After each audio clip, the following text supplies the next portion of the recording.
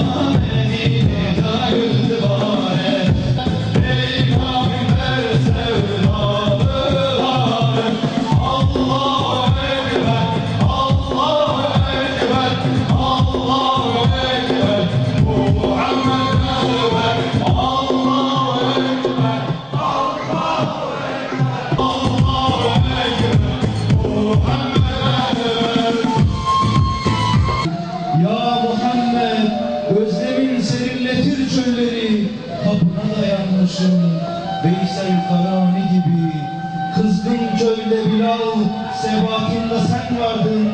Gurbet elde Cafer'im, hicretinde sen vardın.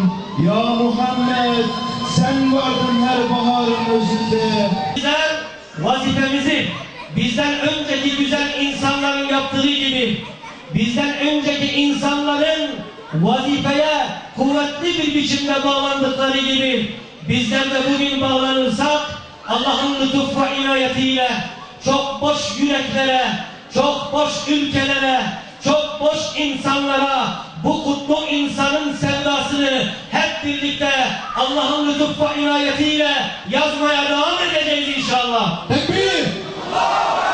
Tekbir! Tekbir!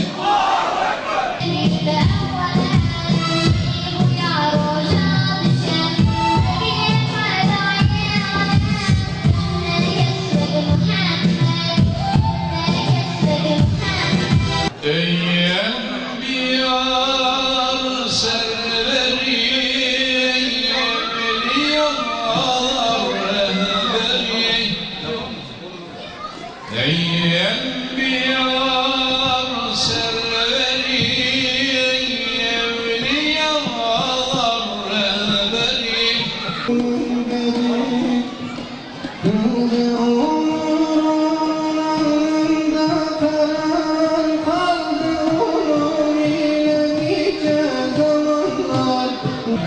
Musa aleyhisselam gibi gönül durunda Rabbimle